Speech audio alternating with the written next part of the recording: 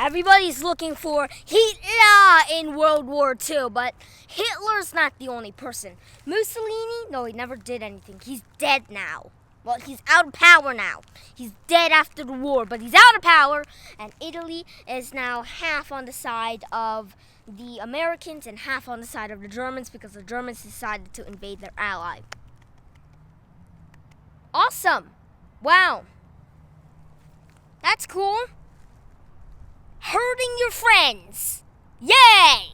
Actually, that sounds pretty familiar. Like there's this new trend on Diary of a Wimpy Kid and all that stuff. But still, it's Hitler. What do you think? He's Hitler. But how about let's go across the ocean, out of China, into a place called North Korea. No, not North Korea. That's not even a thing right now. I meant Japan. You know, the place that got America into the war in the first place. Very smart idea, Japan. Now, what is going on is America is invading islands like Iwa Jima, where they famously raised a flag. And I imagine that they put bombs on it so that if the flag ended up falling off the cliff, then it would blow up the American or Japanese or British or French or overseas German troops, I guess. Blow them all up, no matter if it's ally or friend. Yeah. The technology at this time is not that good. We don't have guided missiles yet. We just have missiles that fall onto places. And that's it. And here we go to another major problem. Okinawa, aka just became part of Japan. It's the place where karate was invented and they invaded up. In order to do it, the American troops climbed a giant wall thanks to a certain medic who climbed up and put it on. Fun fact, this medic did not carry any guns. He was too into the Bible, and he would not die. He would fight during the entire Battle of Okinawa. And here is when it gets freaky. Now, what I mean when it gets freaky is called pillboxes. Well, Andrew, what's a pillbox? Okay, think about it for a minute. Imagine a car made of stone, no wheels, just connected onto the ground like that, a bit more rectangular, and an extra amount of big hole in the center where, you put the guns. That's what a pillbox is. You try to shoot it with a gun, the bullets just make a tiny dent in the rock and then bounces off. Pillboxes, they're still used today. Awesome! Now, the Japanese had constructed their pillboxes very well. Instead of using armor probably as thick as your neighborhood car or your school bus if you're still in college or university or something, instead of all that type of armor, they made it nearly as thick as a shrub. About as thick. You know that school bus that you have? Well, take it. And on the shorter side, not the longer side, the shorter one, that's how thick. Yeah. That's about as thick as a whale shark. That would have been easier to say it, but I'm just too complicated, everyone. And here, what you gotta understand is that, well, nothing works. But you know what might work? Just take a bunch of gasoline, light it, and throw it. And actually, the Japanese saw it, took out the fuse, put it back in and trucked it out, and blew up the American soldiers. But this was not the American military's biggest challenge this day. It was the people who help people. If there are no medics, then how are they even supposed to win? But the Japanese love sniping out medics. And this is pretty bad. One, this is a war crime. Youch! Well, so much for a tiny Asian nation causing war crimes and killing innocent people. If you want to see more of that, go to China. That's a big mark, and that's why the relations are so tense right now. Japan! And also, the medic came around, the medic who had saved everybody and also prayed for the soldiers because he's into God and the Bible and all of those things, helped soldiers. And then when he was shot right here, which I'd say is pretty painful because if I stick my finger in there, I already feel like, ugh. But getting shot there by a bullet, that's like putting 17 million bullet ants and injecting it into here. Good. That's the best thing that can happen. No, really, that's the best thing. That's the worst thing that can happen unless you're Coyote Peterson. So yeah, just if you're into adventure, just inject 15 million bullet ants into your elbow or shoulder. You could put it here or here. All I know is that that's gonna hurt. Or maybe here. I don't know. You choose. And whatever else could possibly happen here, they lift him up and they put him on the bed. The 4 medics are helping a medic. And when they're doing it, the injured medic looks to the side and sees a soldier who had been shot about right here. His ear had fallen off, there's blood splurting everywhere. Fun fact, this video is not exactly that much for kids because I'm talking about history and I read books. So, guess what? I'm a nerd! And I'm proud of it! And he looked over and he said, I'm gonna get off of this thing right now. And then the medic said, Medic, you are injured. You have been injected by 4,000 million bullet ants or 1 Japanese rifle bullet into your shoulder. So, no, you cannot get off. So, you know what the medic did? He just rolled off. And then was like, you're not picking me back up. Help that poor man. I only have a bullet. He lost his ear. So they picked it up.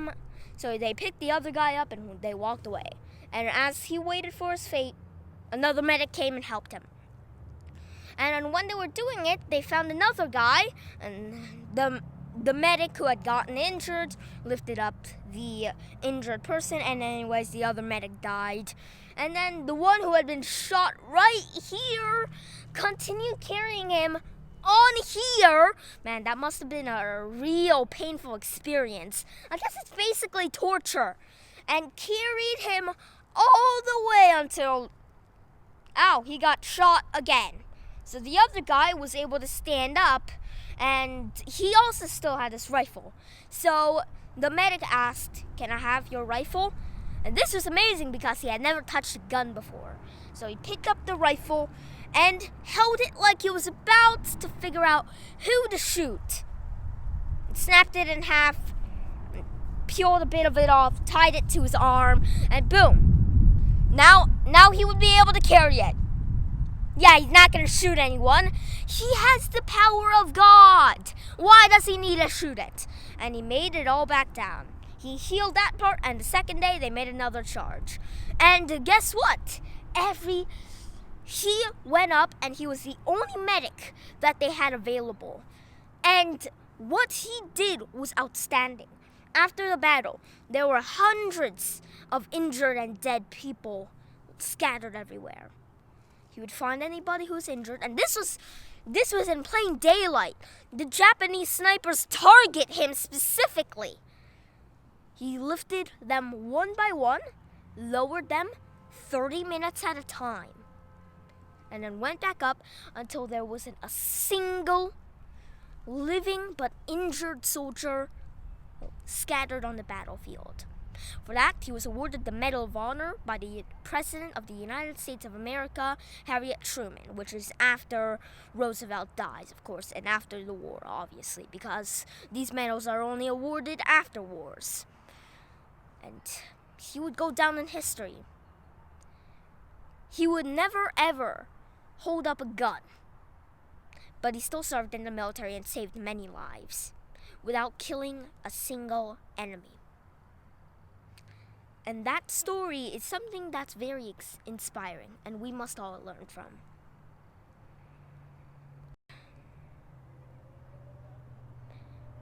meanwhile, back in Manhattan. I'm not sure if it's actually in Manhattan or not, but it's just called the Manhattan Project. So, I'll take my best guesses. They made a Manhattan Project. They made a fat man. No, seriously, it was a fat bomb. Not a man. It was a fat bomb. Like, really thick. It's like the size of your... It's the size of your bully, I guess. At your job or as your co-worker. That's probably how big it is. Just kidding. It's about the size of your normal SUV. Just a bit odder shape and much heavier. And then they also made a skinny little boy. Skinny little bomb. It's called Little Boy, but I call it Little Bomb because it's a bomb. And these use nuclear technology and physics, which basically works by one atom is launched, it breaks another atom too, which then breaks two other atoms, and so on, creating a giant force that blows up an entire town.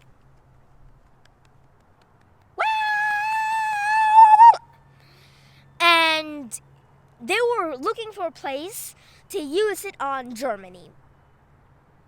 Meanwhile, in Germany, Hitler is in his bunker, like, and he has no idea. He's looking at his trusty Luger, who he named Grant for some reason. I totally made that up. Got it? Don't actually use this. This is not actual sources. He never called it Grant. He called it Baby Nestle. And he was looking at it and feeling how well it would fit on his temple. And he was like, you know what? One more attack. So he told his superiors, you know how when we invaded France, we circled them? Well, let's do the exact same thing. And they did it through and they created a big bulge and then they were pushed back. The Soviets currently were mad at them for having pushed to Moscow a few years earlier. So they pushed all the way back to Berlin. And during the midst of the Battle of Berlin, the gunfire sounded everywhere. Bullets whizzed through the windows and killed a bunch of German soldiers and some American, Canadian, and British and Soviet soldiers. Hitler, in his bunker, said goodbye to Baby Nestle, his Luger pistol, put it in his temple. YouTube, do not demonetize me. And yeah, the reign of Hitler had ended and the Soviets captured Berlin. So basically they were like, oh, you come so close to Moscow, well, we'll capture your capital, Berlin. And for now, Berlin was split into two groups. East, communists, and West, capitalists.